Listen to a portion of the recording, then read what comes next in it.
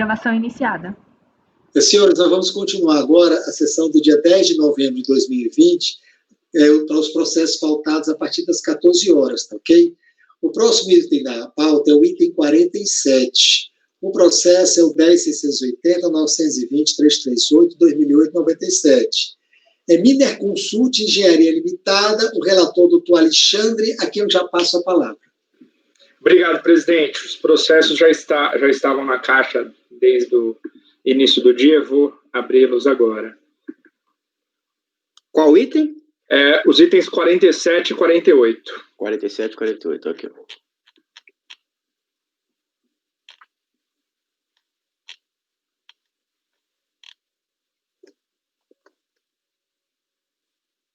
Bom, vai ser basicamente a mesma discussão para ambos. Então, fazendo um breve resumo aqui, vocês vão me permitir, eu não vou fazer a leitura integral, mas basicamente foi emitido um despacho decisório no qual não foi homologada a compensação do contribuinte, já que inexistiria o crédito utilizado para compensar os débitos informados. Pela Perdecomp, o crédito se originaria de um saldo negativo de CSLL, só que o valor informado na DIPJ não corresponde ao informado na Perdecomp, já que na DIPJ constaria o valor de zero. O contribuinte ele apresenta a manifestação de conformidade, ele vai dizer que o fato que gerou a não homologação foi divergência entre a Perdecomp e a DIPJ, que a DIPJ foi retificada após o recebimento do termo de intimação, foram anexados aí a DIPJ retificadora, a DRJ analisou, manteve o despacho decisório.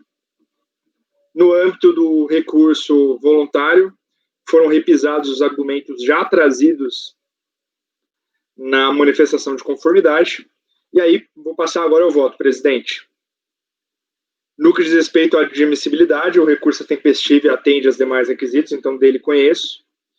E no que diz respeito ao mérito, em que pese a recorrente manifeste seu inconformismo, eu entendo que não há como alterar a decisão da DRJ, pois nos termos da instrução normativa da IN 600 de 2005, a recorrente poderia ter requerido cancelamento antes de ter sido cientificada do despacho decisório. A partir do momento que ela não fez esse cancelamento e ela também não trouxe nenhuma documentação que pudesse comprovar a verossimilhança do crédito, tal qual a gente vê de forma corrente em outros casos aqui, então não há muito o que ser feito. Então eu conheço do recurso, mas no mérito eu nego provimento. E esse mesmo raciocínio, já antecipando, vai valer para o seguinte também.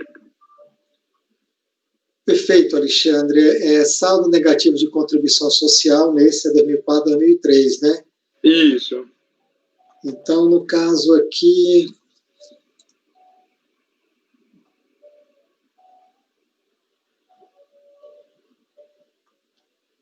Ele retifica a DIPJ, tá, para embasar o crédito dele, mas ele não traz nenhuma documentação, né? Tal qual a gente tinha discutido naquele outro caso mesmo de hoje.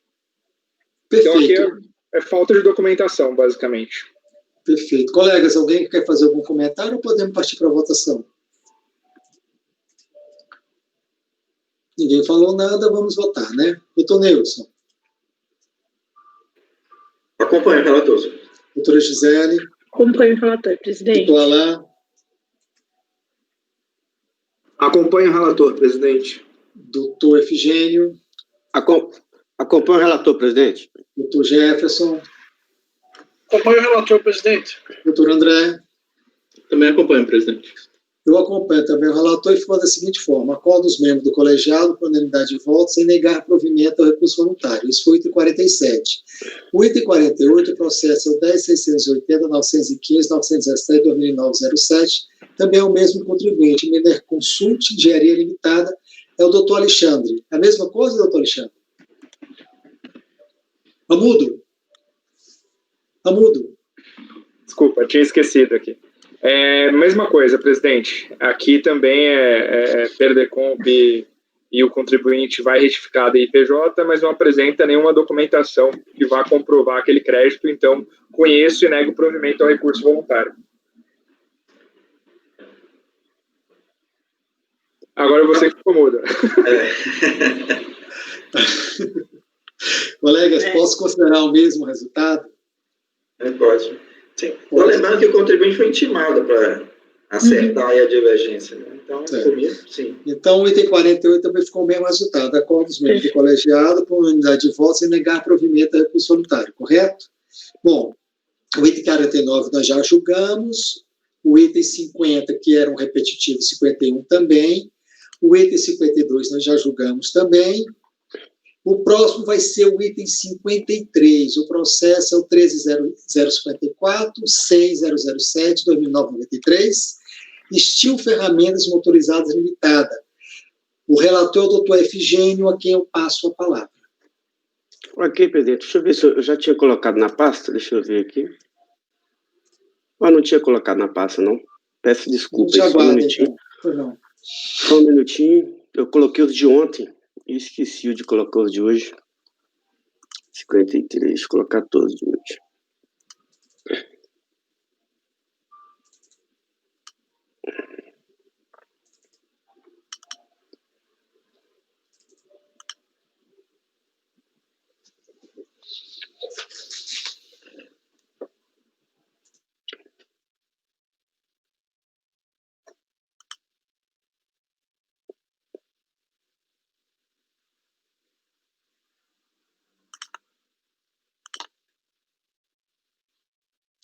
Peço desculpa pela falha, acabei esquecendo. Coloquei os de ontem e esqueci os de hoje. Mas já estão lá. Todos de hoje já estão lá. Não, doutor, pode ir. Então são até os 53. Os 53. Vamos lá.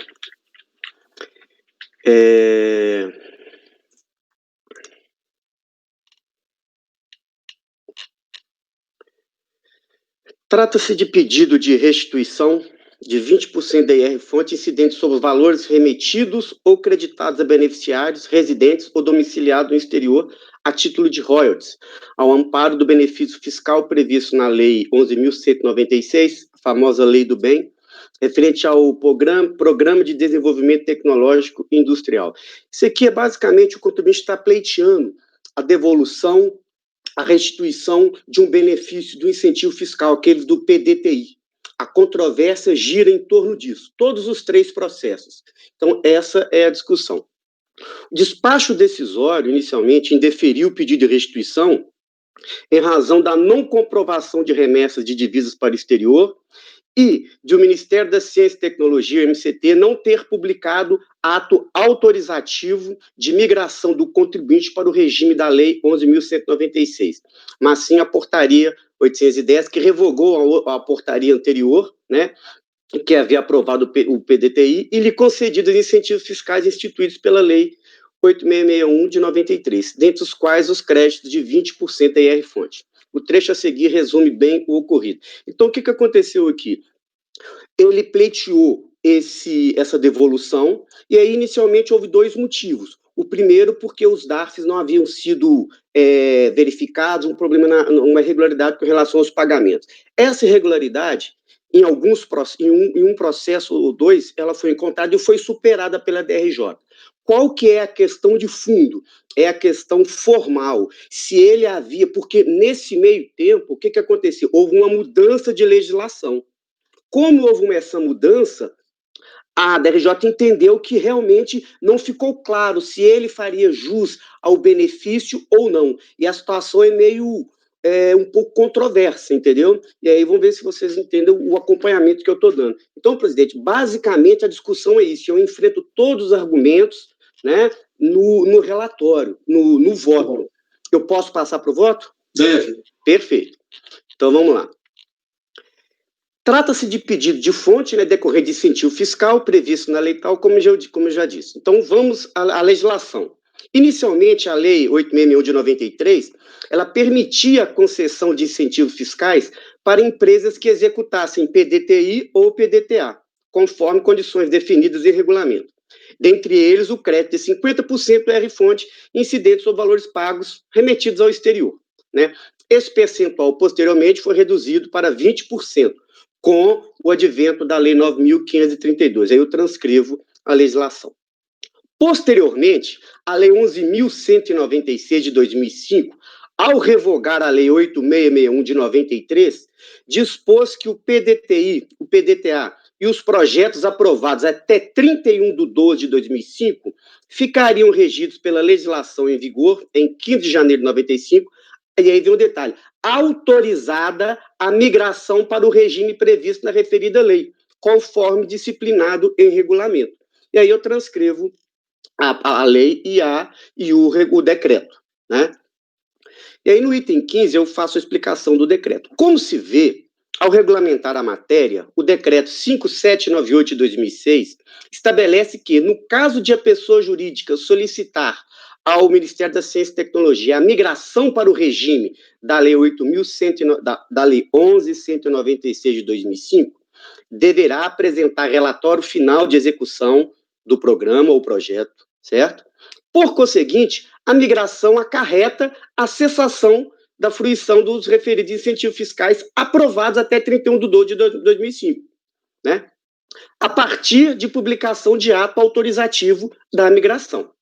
No caso em análise, o PDTI da recorrente, com base na lei de 93, foi aprovado por meio da portaria 892 de 2005. Posteriormente, a recorrente comunicou ao Ministério da Ciência e Tecnologia a migração para o regime da lei do bem, né? Mas o ato autorizativo da migração não foi publicado. Esse é o detalhe.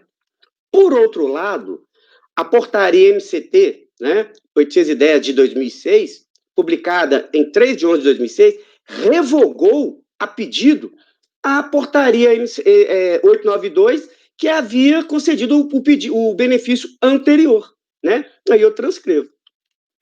Tem-se, portanto, os seguintes fatos.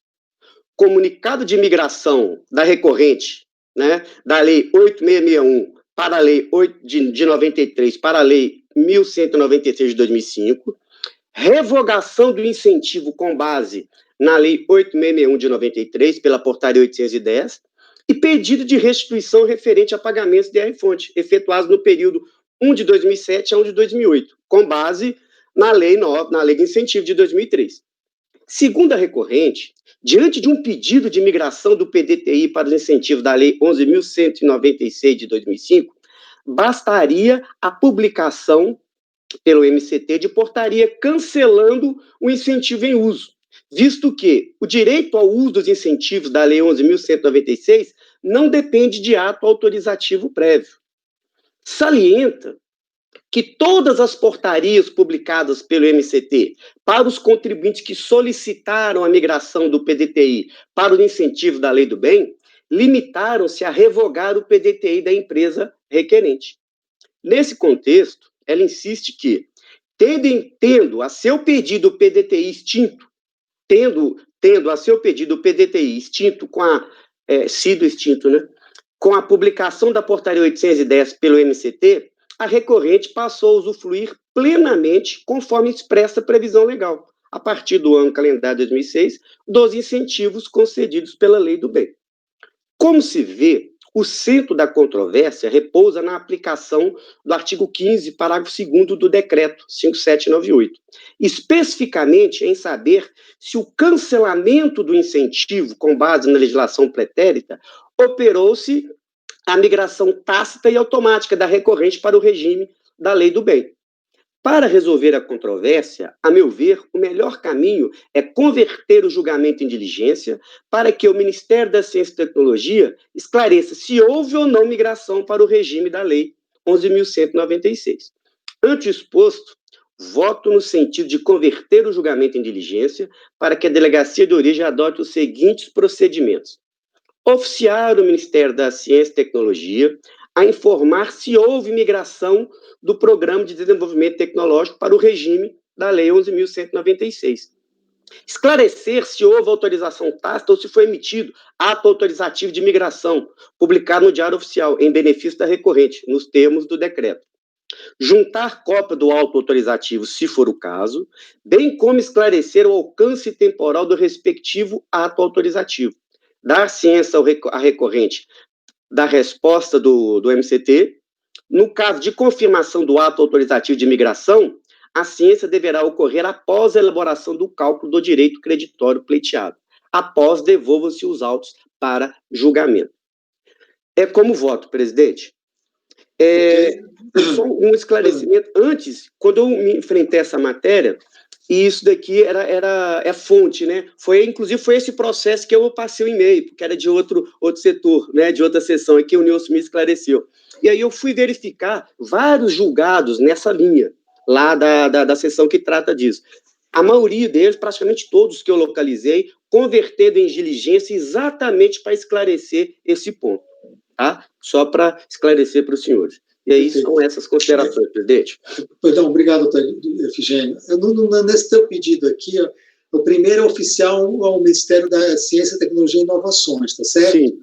Aí o segundo, esclarecer se houver autorização tácita. Quem vai esclarecer é a Delegacia da Receita Federal ou o Ministério? Juntar a cópia do auto autorizativo, esses aqui, quem é que vai... Quem é?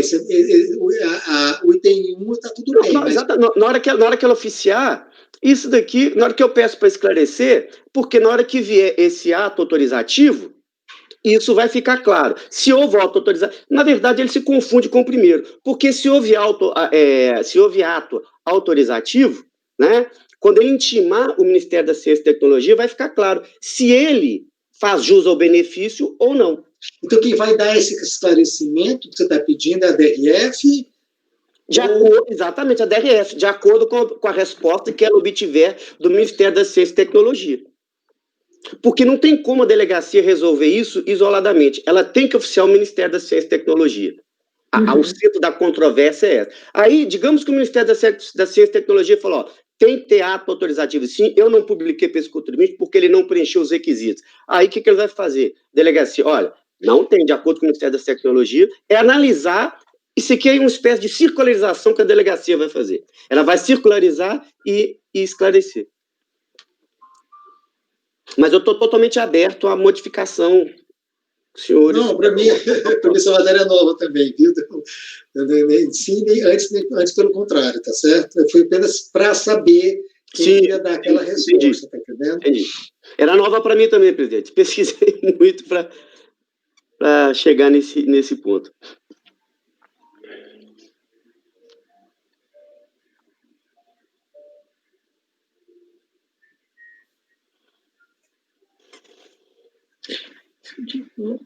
Colegas, o Gisele pediu a palavra? Não, ou está para falar? Não, é para votar. Porque quando a microfone está aberta, às vezes eu olho aqui, eu penso que é a mãozinha levantada. Bom, então vamos votar, né, doutor Nelson? Acompanho o relator, senhor presidente. Doutora Gisele? Acompanho o relator. Doutor Alain? Acompanho o relator, presidente. Doutor Alexandre? Também acompanho o relator, presidente. Doutor Jefferson? Acompanho o relator, presidente. E doutor André? Também acompanho o relator, presidente. Então, ficou da seguinte forma, resolve os membros do colegiado por unanimidade de votos, eu também acompanho o relator, certo? Resolve os membros do colegiado por unanimidade de votos em converter o julgamento e diligência nos termos do voto do relator. Perfeito? Perfeito. Presidente, o 53, o 54 e o 55, os senhores podem abrir, trata da mesma controvérsia, e o meu voto é exatamente o mesmo. A diferença que existe é que em alguns o período de apuração é diferente, e aí a DRJ, em alguns, ela falou, olha, esse pagamento aqui que você não aceitou, eu aceito porque está comprovado, certo? Mas a Celeuma é exatamente essa controvérsia, o meu dispositivo é o mesmo. Perfeito. Então, só vou anunciar. O 54 é o processo 13.054.10008.2009.38 e o 55 é o processo 13.054.00731.2006.75. Ambos são de Steel Ferramentas Motorizadas Limitada. E nesses dois outros, o senhor está dando voto no mesmo sentido de conversão, julgamento e diligência. Perfeito. Colegiado, concorda? Posso adotar esse resultado do julgamento? Sim, de acordo, senhor. Perfeito. Então, todos, como ninguém mais falou, mas então concordaram, né? Ficou para os dois processos o mesmo resultado, em conversão de julgamento e diligência nos termos do voto do relator. O item 56 é o processo 16.327.914, 392/2009-90. É Banco Safra S.A. O relator também é o doutor Efigênio, correto? Perfeito, presidente. A quem eu passo imediatamente a palavra. Perfeito, presidente. Obrigado. Trata-se de declaração de compensação de compra em que o contribuinte compensou débitos próprios de OF com crédito de R-fonte, no montante de 257 mil, decorrente de pagamento indevido ou a maior, no valor de 1.374.000, período de apuração 1 de 2008, data de arrecadação fevereiro de 2008. O despacho decisório não homologou a compensação em razão da inexistência de crédito, porquanto o valor total do DARF fora integralmente utilizado para a quitação de débitos do contribuinte. Em sede de manifestação de conformidade, conforme consta da decisão, a recorrente alegou, em síntese, erro de preenchimento e retificação da DCTF. E aí eu transcrevo os argumentos. A turma julgadora de primeira instância, por unanimidade, julgou improcedente a manifestação de conformidade o argumento de que a apresentação da DCTF retificadora após a ciência do despacho decisório não pode produzir efeitos jurídicos. E aí vem um outro ponto. Salientou ainda que o interessado não comprovou o erro de preenchimento da DCTF original, já que não juntou documentação contábil que comprovasse que o IRF declarado e confessado estaria incorreto. Então, esse ponto é muito importante. Eu transcrevi aqui exatamente o que a DRJ falou. Ela indeferiu. Questão da DCTF posterior e ausência de documentação contábil. E aí eu transcrevo a emenda. Cientificada a decisão de primeira instância, a recorrente interpôs recurso voluntário e reitera as alegações de primeira instância que eu vou enfrentar no voto. Alega que o dispositivo invocado pela decisão recorrida, daí não possui base legal, invoca a verdade material e, por fim, requer a homologação da compensação. Em 19/3/2015, a recorrente aditou o recurso voluntário e apresentou como elemento probatório contrato de trabalho celebrado e rescindido unilateralmente pelo senhor Renato Pasquale. Posso passar o voto, presidente? Ok. Deve, sim, claro. Ok. O recurso voluntário é tempestivo, atende aos demais requisitos, razão pela qual dele conheço. A recorrente compensou débitos próprios. Bom, isso aqui é a parte do relatório que eu invoco novamente. A DRJ, ao analisar o feito no tocante à DCTF retificadora, assentou que o interessado não comprovou o preenchimento e não juntou documentação contábil. E aí eu faço aquela transcrição da certeza de liquidez do 170, que ele tem que fazer prova, toda aquela base teórica que eu já trago para os senhores. Aí eu pulo diretamente para o item 18. No caso em análise, a contribuinte alegou que o artigo 11, inciso 3 da IN, que trata da suspensão de responsabilidade, invocado pela decisão, não possui base legal. Eu enfrento. Ocorre que a decisão recorrida citou a base legal, sim, o artigo 7º, inciso 1 do decreto 70 do PAF, recepcionado pela Constituição, como lei ordinária. Aí eu faço a transcrição, portanto, sem razão a recorrente. E aqui a gente chega no centro da controvérsia. Esse é o ponto que nós iremos discutir. Para comprovar o alegado equívoco de preenchimento de DCTF, a recorrente apresentou contrato de trabalho celebrado e rescindido unilateralmente pelo senhor Renato Pasqualin Sobrinho, que devolveu parte do valor recebido a título de signing bônus.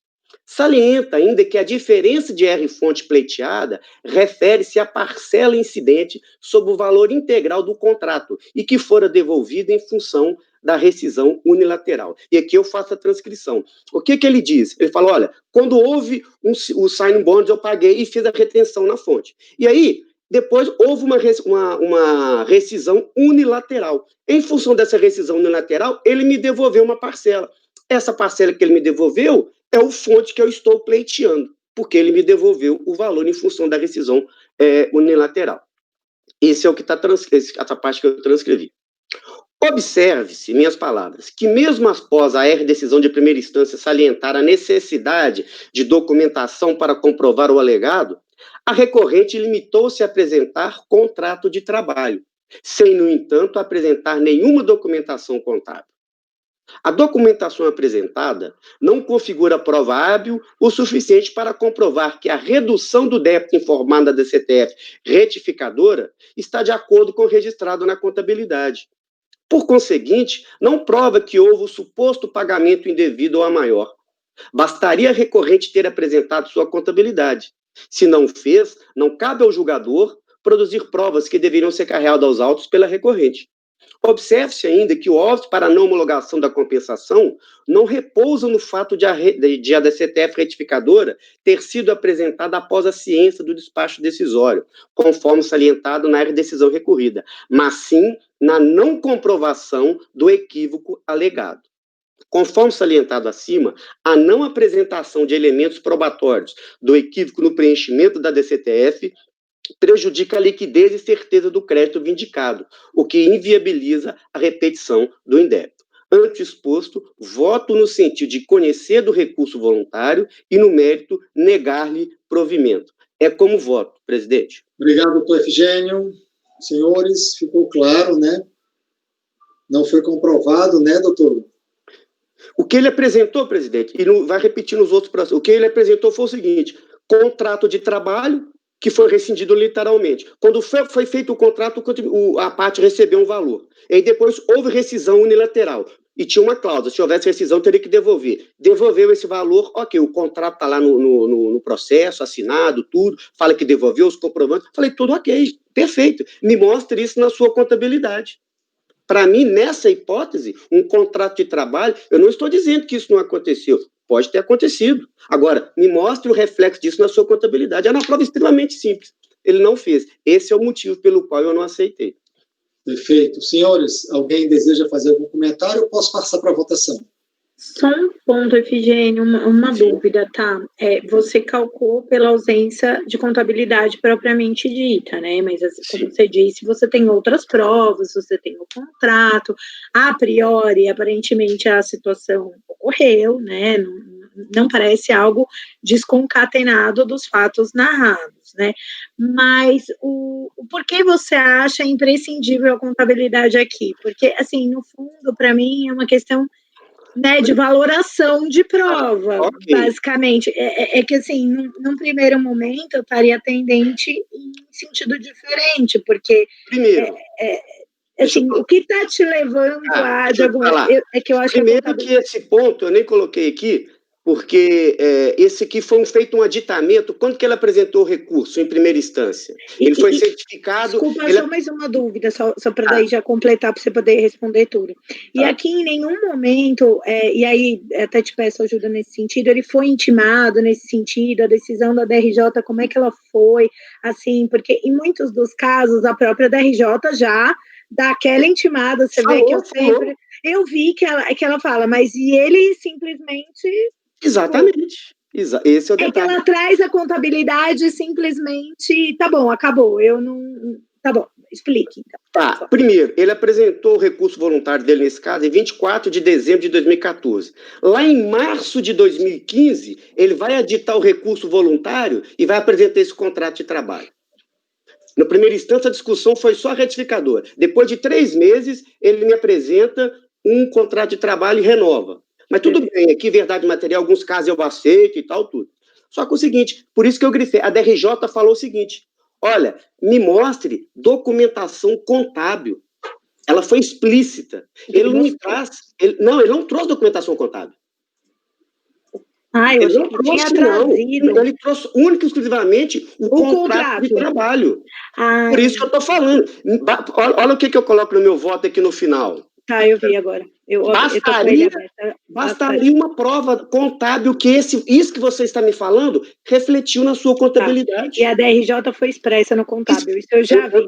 Eu me gritei, entendeu? Esse foi o ponto, entendeu? Por isso que eu nem enfrentei, porque ele apresentou posteriormente, eu estou passando por cima disso. Entendi. Agora, vamos na verdade. Qual que é a verdade? Esse caso aqui, para mim, era imprescindível que ele apresentasse uma contabilidade. Não, ele tá expresso, tá bom, entendi. Convencida. Podemos votar, então? Podemos votar, então? Doutor Neudson. Sim, senhor presidente. Inclusive, eu acrescento assim, que eu acho, nesse caso, como é uma devolução de um pagamento, Acho que teria que provar, inclusive, a movimentação financeira. Houve mesmo esse pagamento? Sim, né? sim.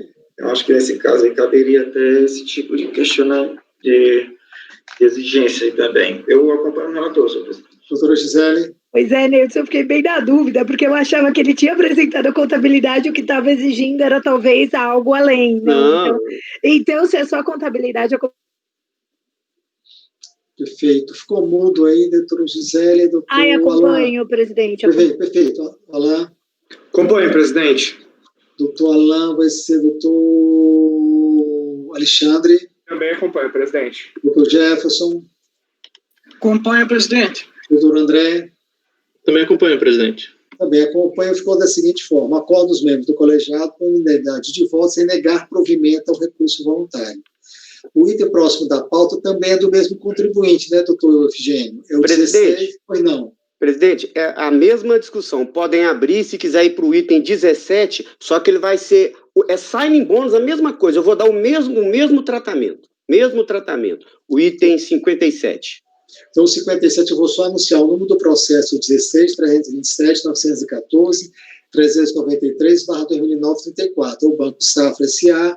O relator está propondo o mesmo voto, similar, obviamente, com as devidas adaptações, do item 56 da pauta. O colegiado autoriza, aceita? Só uma perguntinha, mas é outro beneficiado, né? É signing bônus também. Aqui é a senhora Maria Alba Bernoeft. Beleza. Tudo tá bem. Lá no item 17. Podem abrir e olhar, no parágrafo 17. Beleza, sim, de acordo, presidente. Então, posso passar para frente, né? Silenciaram, né? O item 58 também é do relator doutor Efigênio, o processo... 58... Também é o mesmo contribuinte, viu, doutor Efigênio? 16.327.914.394/2009-89. Banco Safra S.A., o senhor também é um relator. Nesse caso... Tá. Presidente, esse aqui tem uma pequena diferença. A discussão, a essência é a mesma. Todos já abriram o voto para acompanhar? Vai ser... Para mim, tudo bem. Ok, então vamos lá. Não homologou a compensação, traço de despacho decisório que não homologou a compensação em razão da inexistência de crédito, porquanto o valor do DARF estava integralmente utilizado para quitação de débito do contribuinte. A controvérsia é basicamente a mesma, presidente. Eu posso passar direto para o voto no centro da controvérsia? Sim. Tá, então vamos lá. No item 10 da DRJ falou a mesma coisa, não apresentou documentação contábil, ok? Então vamos direto para o motivo, que é o item 17. No caso em análise, parágrafo 17, no caso em análise, para comprovar as informações retificadas na DCTF, a recorrente apresenta decisão judicial em que lhe teria sido autorizada a compensação do alegado valor recolhido indevidamente, em razão de duplicidade de recolhimento via DARF e o depósito judicial. Então, o que ela está dizendo? Isso é muito importante. Ela está alegando que o valor, ela apresenta a decisão judicial, né, em que ele teria sido autorizada a compensação do alegado valor recolhido indevidamente em razão de duplicidade, né, DARF e depósito judicial. Aí eu transcrevo a decisão judicial. Minhas palavras. Conforme sentença proferida nos autos do mandado de segurança, número que especifica, o juízo determinou a conversão em renda do depósito judicial e autorizou a compensação de valores eventualmente depositados em duplicidade, nos termos do artigo 8º da IN. Aí eu transcrevo. Ocorre que não houve depósito judicial em duplicidade. A própria recorrente reconhece em sua peça recursal que recolheu 112 mil aos cofres públicos via DARF e depositou judicialmente 112 mil, desembolsando um total de 224 mil. Pois bem, uma vez convertido em renda o depósito judicial, o que se pleiteia nesses autos é exatamente o pagamento efetuado via DARF, decorrente da redução de valor do IR-fonte, na DCTF, retificadora. Essa redução que deveria ter sido provada nos autos e não foi. Eu cito. Observe-se que, mesmo após a decisão de primeira instância salientar a necessidade de prova documental, Para comprovar o alegado erro de preenchimento da DCTF, a recorrente limitou-se a apresentar a decisão judicial que lhe autorizou compensar valores depositados em duplicidade, o que não ocorreu na espécie, repita-se, sem, no entanto, apresentar nenhuma documentação contábil. A documentação contábil não configura prova hábil, a documentação apresentada não configura prova hábil o suficiente para comprovar que a redução do débito informado na DCTF retificadora está de acordo com o registrado na contabilidade. Por conseguinte, não prova que houve o suposto pagamento indevido a maior. Bastaria a recorrente ter apresentado sua contabilidade. Se não fez, não cabe ao julgador produzir provas que deveriam ser carreadas aos autos pela recorrente. Observe ainda que o óbito para a não homologação da compensação não repousa no fato da DCTF ter sido retificado. É aquilo que eu citei. Então, o restante é igual os demais processos. Ante o exposto, voto no conhecer do recurso voluntário e, no mérito, negar-lhe provimento. É como voto, presidente. Obrigado, doutor Efigênio. Colegas, a palavra está aberta. Alguém quer fazer algum comentário, alguma análise?